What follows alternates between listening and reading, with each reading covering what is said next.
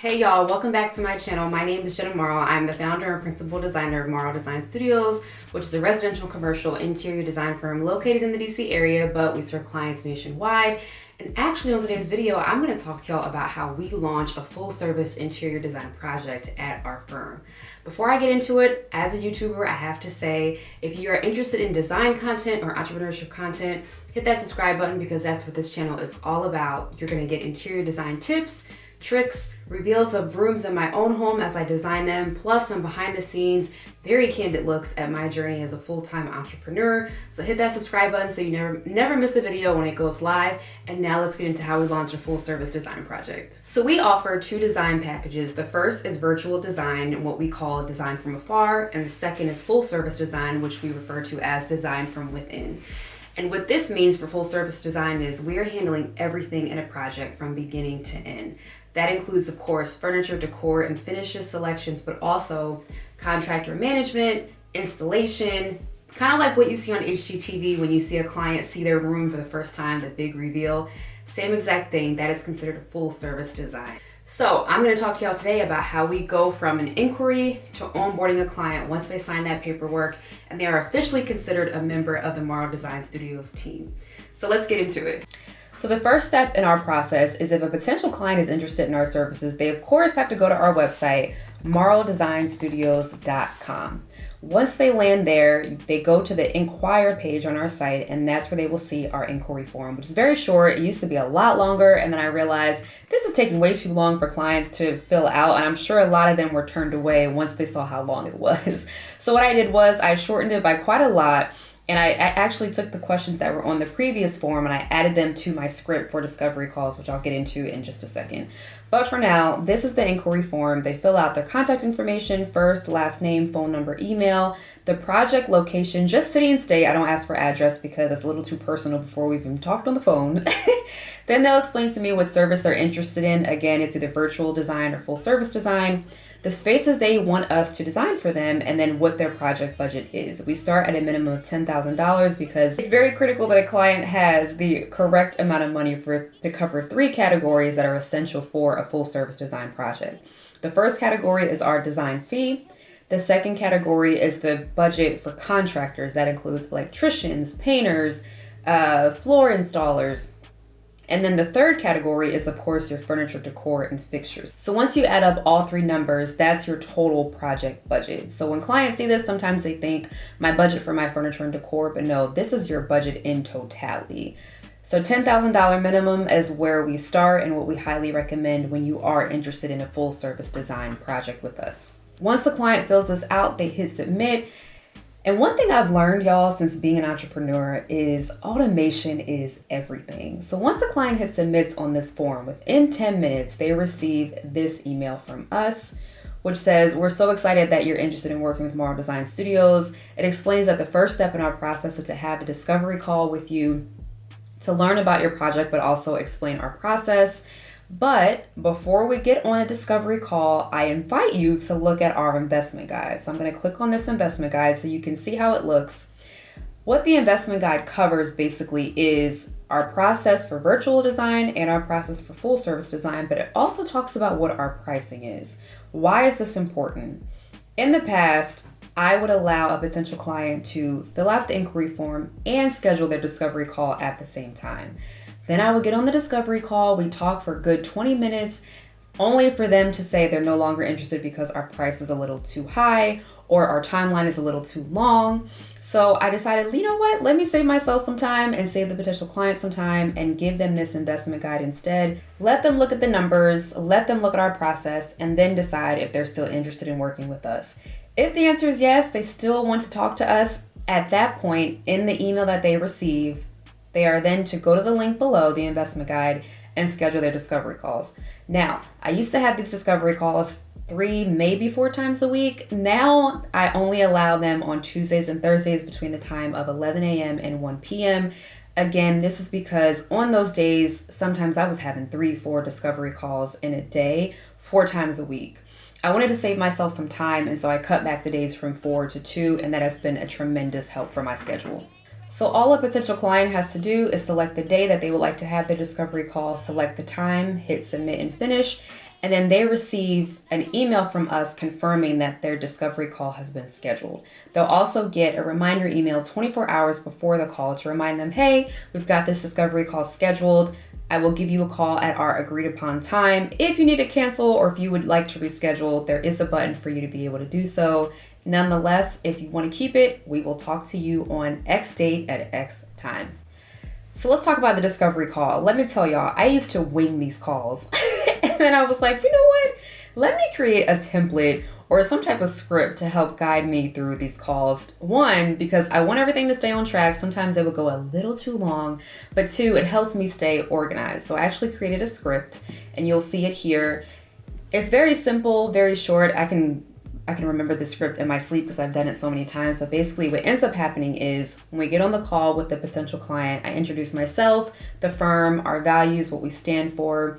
But then I also explain to them the purpose of the discovery call, which is to learn more about their project, make sure they're the right fit for us as a client, and we're the right fit for them as a design team. I also explain the flow of the call, which is for us to go over their inquiry form submission, plus for me to ask some additional questions. Remember how I said that inquiry form was a lot longer? Yeah, those questions I used to ask on that form are now asked on the discovery call. So I ask those questions and then I explain our process for the package that the client is interested in. And then I open it for Q&A. The client can ask me any question that they have if I hadn't answered it at that point towards the end of the call. So that is the flow of the discovery call, and then I take notes on all of these calls so that I never forget what it is that we discuss. I never forget a question the client asked, and I never forget how I responded to the question the client inquired about. In case you're wondering what site I'm using to host this template for my discovery calls and even the notes that I take during them, this is Notion. Y'all, I can't recommend Notion enough. I love, love, love Notion. Now, I'm type A, organization is my thing, so Notion speaks to my love language. So I love Notion, and you can see here that it literally hosts everything for our team.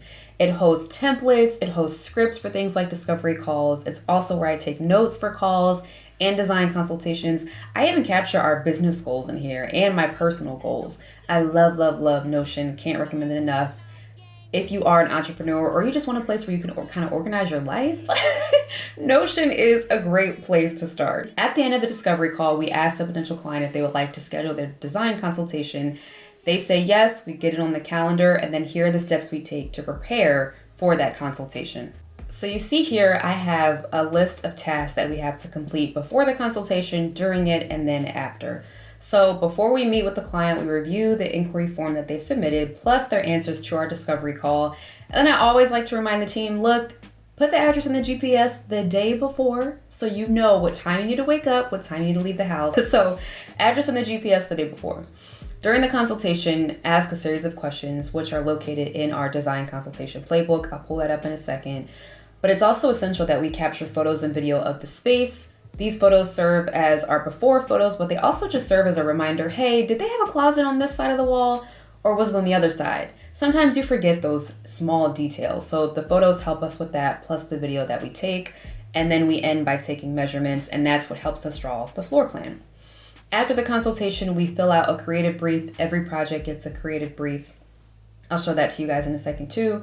And then we upload all the photos and video that we took to Google Drive. I also save these in Dropbox so they're in more than one place. Now let me show you this design consultation playbook that I created in Canva. If you can't tell, I'm a Canva girl. So this playbook is for the whole team. And again, it walks everyone through what they should do before, what they should do during, and what they should do after. But more importantly, it walks them through the flow of the consultation so that everything remains consistent.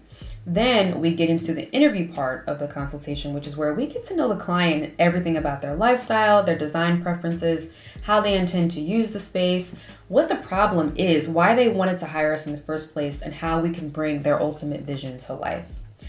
I put this together not only for the team, but also for me, because I have to admit, y'all, there's been a couple design consultations where I've forgotten to ask essential questions and even forgotten to take before pictures.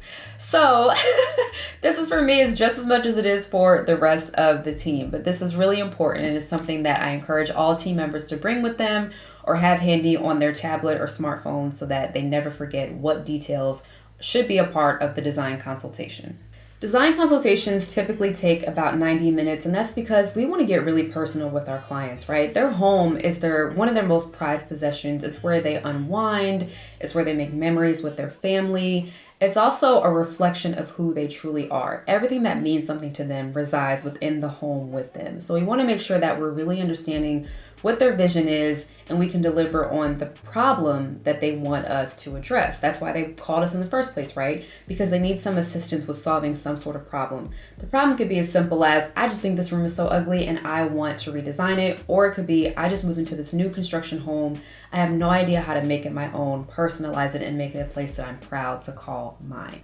Either way, there is a problem and we've been called in to address it, and we want to fully understand what it is. So we like to ask questions all about their design preferences, but also their lifestyle. When you come home from work every day, what is your day like? Are you dropping your keys and heading right to the kitchen for a glass of wine? Are you picking the kids up from school and then getting home and getting them unpacked and prepared for dinner? What is your day like? What is your lifestyle like? Because we want to make sure we're also designing to that as well. And then finally, what kind of mood do you want to evoke when you walk into the room that we're designing? Do you want to feel calm when you walk into it? Maybe we should stay away from reds if that's the case. Do you want to feel empowered when you walk into the space? Maybe we should work with some green colors in the room. All of these questions are essential for design consultations, which is why they take about 90 minutes from start to finish, because we want to make sure that we're really understanding the potential client, what they like and what they don't like. And we also, again, want to make sure that we're still the right fit for them before we get into the paperwork and the project, which is actually the next step. Once the design consultation is over, we send them a thank you email. Hey, it was a pleasure meeting with you today. We look forward to the opportunity to work with you. The next step is paperwork. So they get our proposal via email, and that includes our pricing for their specific project, plus what our process is for the design package that they selected, in this case, full service. I know this sounds kind of redundant that we keep explaining our process, but y'all will be surprised. People don't read, people easily forget. One thing I've learned thanks to entrepreneurship is that you have to constantly repeat yourself and explain and over communicate to clients, because they do not remember everything. They're busy, right? I get it. That's why they hired us. They either don't have the design eye or they don't have the time.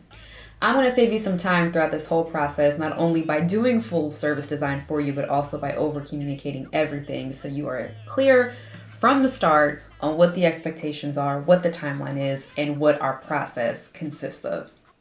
They receive the proposal. The proposal is good for 30 days. After that, it expires and the price is subject to change, and so is our package and what we offer within it. Typically, clients take about a week to accept the proposal. They look it over, say, yes, everything looks good, because again, during that design consultation, we discuss so much regarding pricing and process that when they receive the proposal, they are not surprised.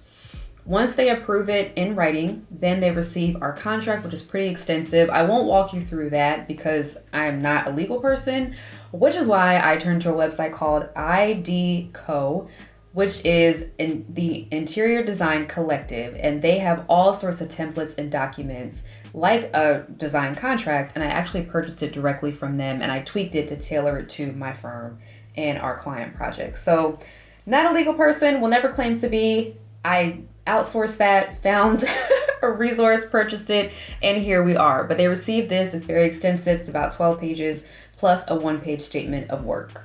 We also require a project retainer. So once the proposal has been accepted, the contract has been signed, and the retainer has been paid, they are officially a client, and it is time to onboard them.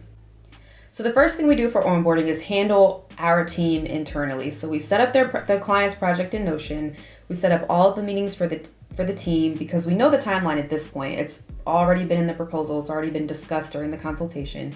So the team sets up all of the appropriate meetings for the visioning, for the sourcing, everything gets scheduled. Then we schedule meetings with the client, because we know what the due dates are for specific deliverables, such as the design presentation, the schematic design. So we get all of those scheduled, and then the client will receive a welcome guide from us, which I'll show you that template in a second. But they receive the welcome guide, and then they receive a link to a Pinterest board where they can pin things as they happen to come across them. Maybe they're out shopping somewhere one day and they see, a console cabinet just randomly in the store, and they may want to say, hey, I found this console cabinet that I really like. I added it to the Pinterest board, just something to consider for the design project. Our team can take it, we cannot take it. It's really up to our discretion, but we do invite clients to submit that type of content and information because this is a collaboration. And again, we want to make sure that we're meeting their goals and their ultimate vision. The other small touch that we add is they receive a handwritten note from us that says, welcome, we're so excited to have you. We can't wait to get started.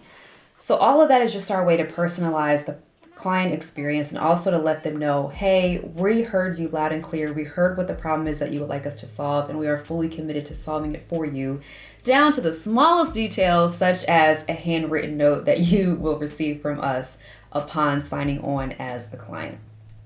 Now let me end this by showing y'all the welcome guide template that we have here so you can see what's included when a client is on board and they receive this PDF from us.